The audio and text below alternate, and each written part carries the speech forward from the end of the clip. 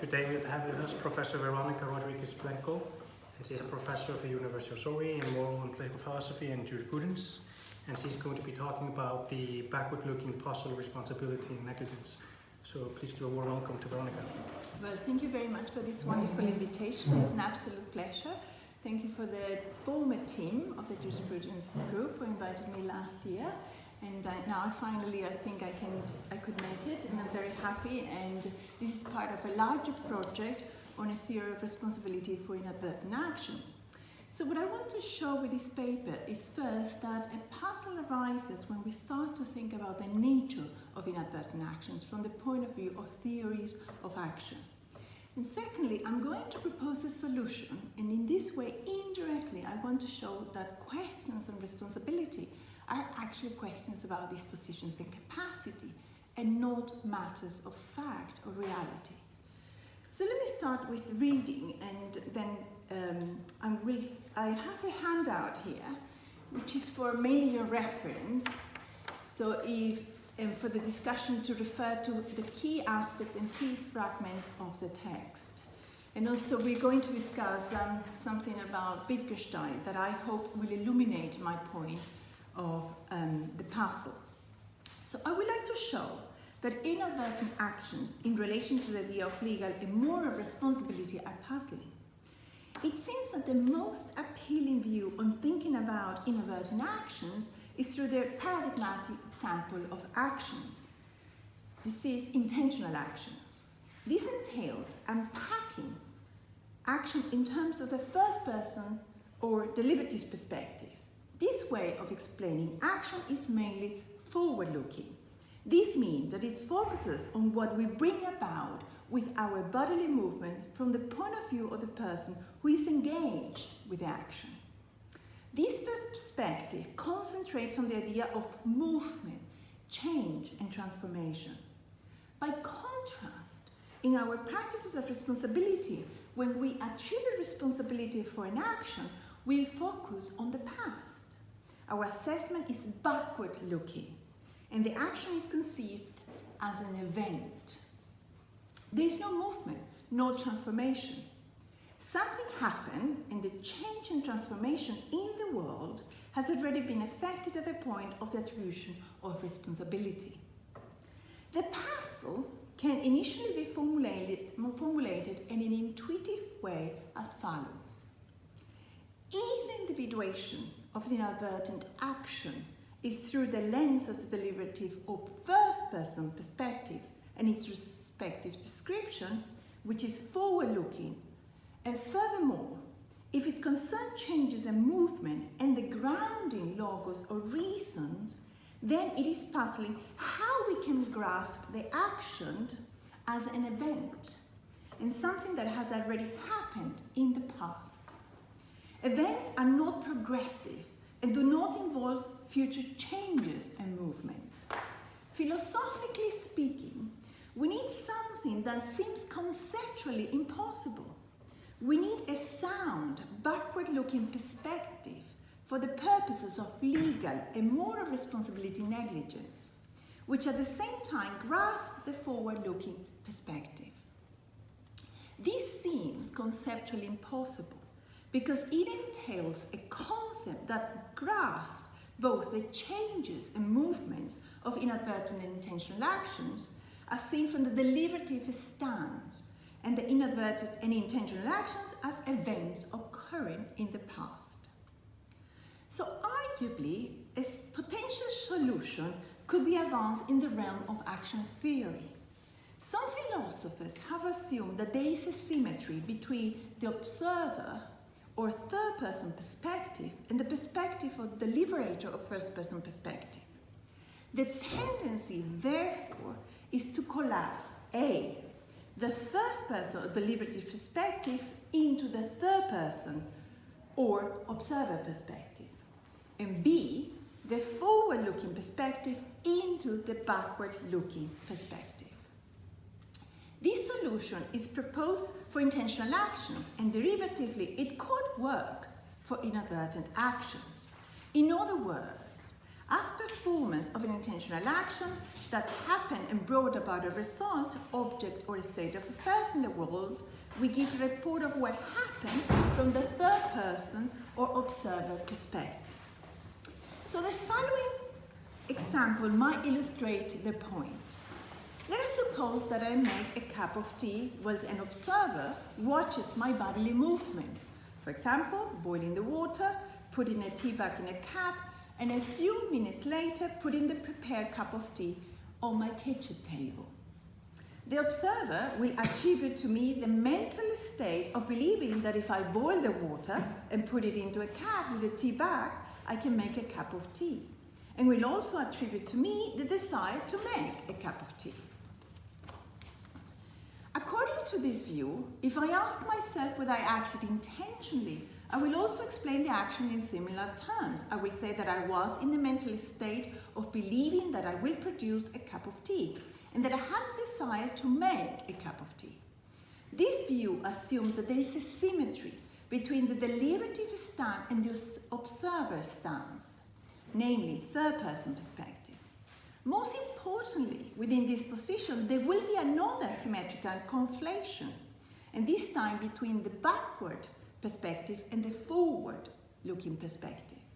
This means that when I was acting because I was in the mental state of believing I will produce a cup of tea and the mental state of desiring to make a cup of tea. When I look back at the result of my action, I will also explain my action in terms of my mental state, desires, and beliefs. When we think about our practices of responsibility, theories tend to engage in a similar conflation. For example, you make a cup of tea at work, but spill your hot tea over and consequently burn your work colleague who you hate for spreading rumors about you. You make a cup of tea and we approach your colleague, you pour the hot tea on her hands, but you pretend that it is an accident.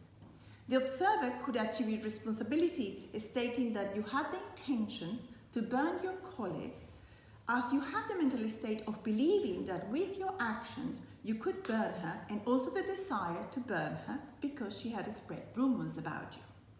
The result of the action is a burned skin, a harm, an injury.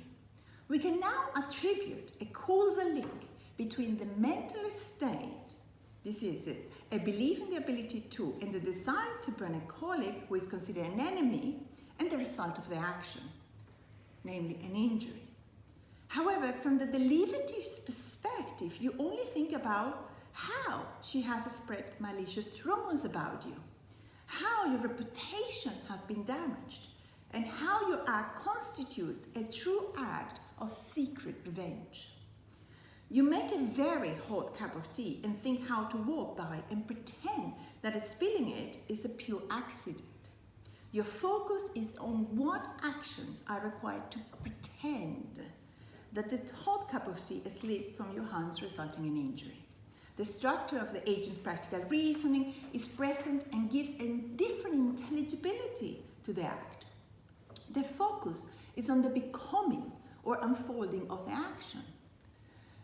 For example, the process of exacting revenge and the pretending as key to the appearance of an accident. In the former description, we assume there is a fact of the matter and a causal link between the mental state and the state of affairs in the world that needs to be disentangled and which determines whether the person is responsible. In the latter description, we focus on the process of practical reasoning and the becoming of the action. At first glance, there does not appear to be any substantive distinction in explaining the action. We can assume the conflation with no laws as it seems that the observer perspective captures the first person perspective. However, problems arise when we think about inadvertent actions. So let us imagine the following example. Driving above the speed limit. You are driving at the slightly over the speed limit in a school zone. Namely, the speed limit is 20 miles per hour and you are driving at 25 miles per hour.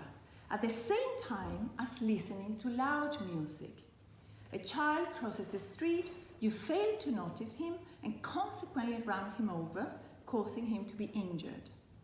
In explanatory terms, the observer will say that you were in the mental state of being distracted and therefore you drove at a high speed, and this caused the injury of the child.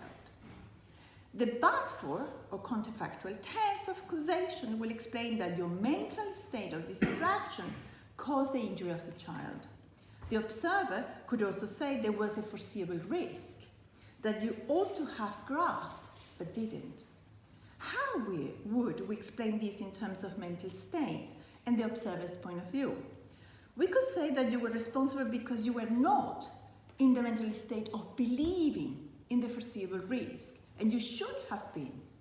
You ought to have known or been aware that it was a school zone, and consequently that there was a reduced speed limit, and that it was likely that children would be around. On the other hand, from the first person perspective, you were engaged in the action of enjoying your favorite radio station, which just happened to be playing your most beloved piece of music. You were carried away by the beauty of the music and pressed the pedal without realizing what was happening. We could add that the reasons for your actions, namely pressing the pedal, were your emotions and thoughts about the pleasure and beauty. Imaginary thoughts arose by the beauty of the music.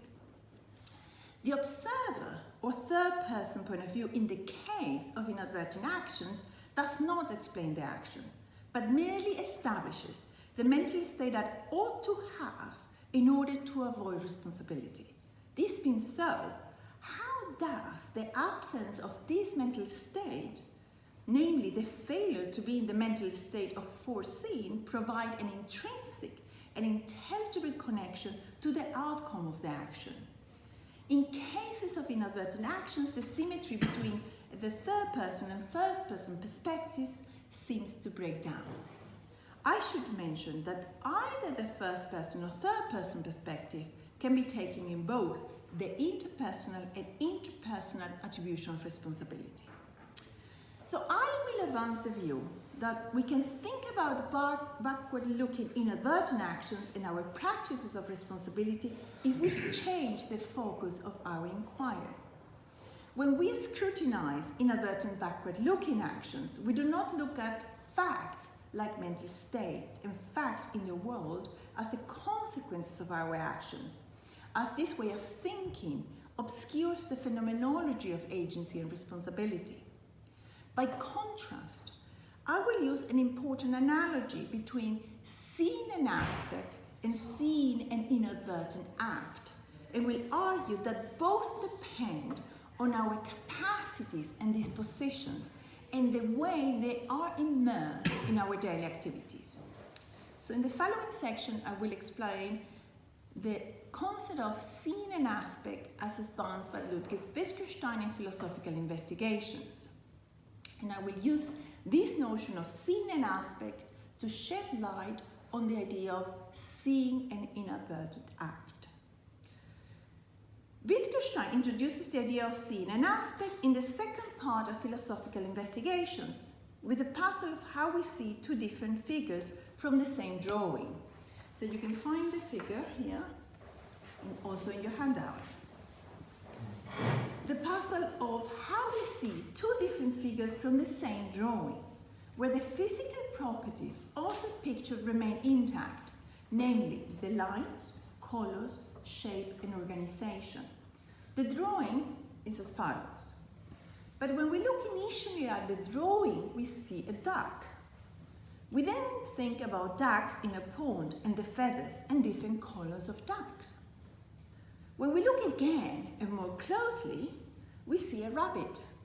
And then thoughts of rabbits and rabbit activities might come to our minds. For example, rabbits jumping in a meadow, rabbits eating carrots. It seems that we relate to the two pictures not in terms of their physical reality, as the physical characteristics in the drawing have not changed. Namely, the lines of the drawing are the same. Neither do we relate to the pictures in terms of their organization, because the organization has not changed. What is it that has changed and that enables us to see a rabbit at some specific time and then all of a sudden a duck. What changes is our perspective, in other words, how we relate to the lines in the drawing. This is what Wittgenstein calls aspect dawning. The perspective is not completely chosen by you as it is imposed on you. The aspect of the picture is imposed on us. We cannot help but see a rabbit, and then all of a sudden change happens and we now see a duck.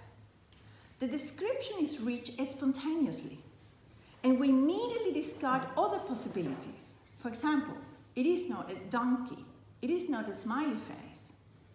We also think about the figure as we have learned to respond to what it represents and how it relates to other objects, for example, rabbits and meadows. We have learned that rabbits jump in meadows and that ducks swim in lakes, and we are reason responsive to these objects in the world. In other words, we identify the figure, the thing that it represents. The visual experience is not only physical, but thoughts seem to be part of the visual experience. So it is not the case that I only see with my eyes, but I also somehow see with my thoughts. But thoughts are not merely mental states and should not be seen as mysterious entities. They're learned in our interactions with the world, and we learn to respond to the world with reasons and emotions. This experience of seeing is learned through expressions of our language, and there is no other way of learning the experience. The expressions are learned in language games, and this involves us being reason responsive. It seems that Wittgenstein is inviting us to take seriously the idea that when we see, seeing and thinking are presented together, and there is no theoretical or inferential process in which we first see the physical features of an image, then create a hypothesis or conjecture of what the image might be, and subsequently infer what the image represents. We see at once the rabbit and think about it. Then a change of perspective occurs, and we see the duck and think about it. Why is the exercise of seeing these gestalt figures so puzzling? Because we are engaging at the same time with two thoughts and two sights, one single organization and physical sign. We are engaging with an animal we are certain is called a rabbit, which jumps in meadows, and at the same time with an animal we are certain is called a duck, which swims in lakes. In our thoughts and experiences of the world, there are two different animals, and we know that there is not a single animal called the duck rabbit.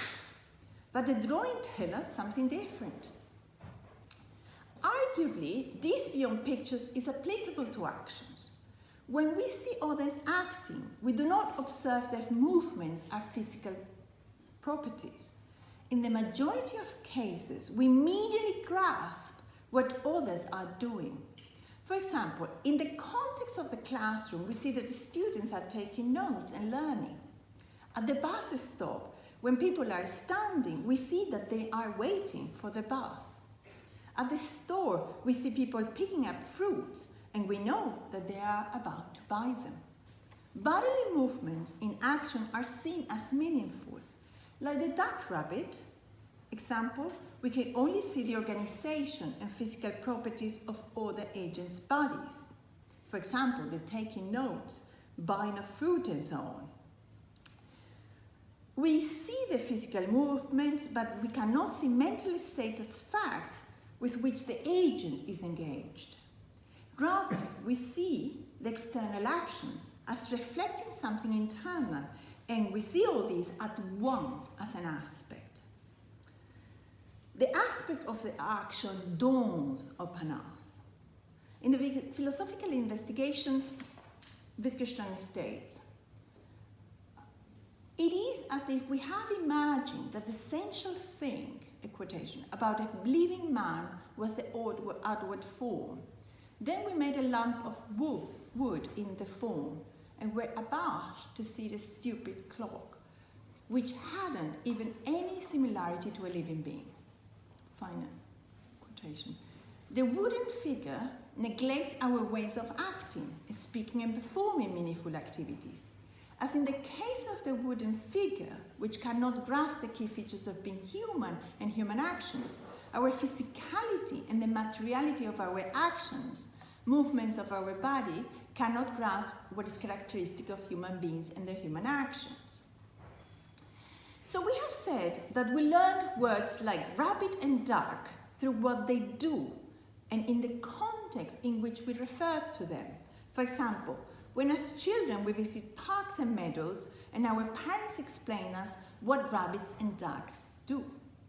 We also learn to be reasons responsive to these animals. For example, we feed ducks with seeds and hop about in meadows in the hope of catching rabbits. If we have a domestic rabbit, we look after it and feed it with carrots. All this seems obvious and simple as we are referring to ducks and rabbits. However, how might all of these apply to inadvertent actions? Let us recall that our puzzle is about how past actions for inadvertent actions, which are events, constitute the subject matter of our assessments of responsibility and negligence, can be correctly grasped when action is really produced within the forward-looking perspective. It is usually asserted that we are responsible for inadvertent actions because we ought to have done this or that, or rather we ought to have known this or that and have failed to do so. However, on the other hand, the way we engage with action is forward-looking, and when we occupy this perspective, we act according to reason. It seems that it is impossible to integrate the forward-looking perspective of action with a backward-looking view of past events when we are dealing with inadvertent actions.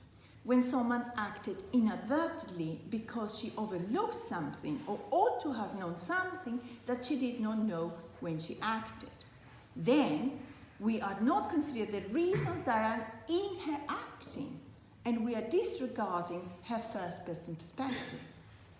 On the contrary, when we assess her action, we are considering her action as she ought to have acted. It seems that it is conceptually impossible to integrate both perspectives. Let us think again about the duck-rabbit picture and the way we engage with the picture. We see rabbits and ducks and think and identify with the picture in terms of what it represents. When we see rabbits and ducks because we have learned what rabbits and ducks do and how they relate to other animals and objects in the world, we can see the duck and think about ducks. If we are not aspect blind, we can see the rabbit and have thoughts about rabbits, and this aspect dawns on us. But actions are different and much more complex. What we would need to say to a child if he wanted to teach, if he wanted to learn about inadvertent actions. We do not intend inadvertent actions, but they are understood if we understand what it is to act, neither intentionally nor involuntarily. The question that can be formulated as, what would we need to say to a child to teach them about intentional actions? So you can think about some paradigmatic examples that contain deliberation and practical knowledge and therefore intentional action. For instance, in teaching a child how to bake a cake, we teach them that we first need to mix the sugar and butter, then add milk, eggs and vanilla, and finally flour. Put the mixture into a cake tin and put the tin into a heated oven. If by mistake we forget to add the eggs, we can then say to the child that this is what it is to act inadvertently. Namely, you knew you ought to do X, but you forgot to do it or disregarded it because you were distracted or by doing or imagining something else. You intended to produce a state of affairs, namely a cake. By mistake, you have produced something else, an indigestible mix of sugar, butter, and vanilla, and flour. The child has now learned a primitive concept of inadvertent actions. As competent adults, we develop a mastery in understanding what inadvertent actions are. We engage with the world from the deliberative or first-person point of view.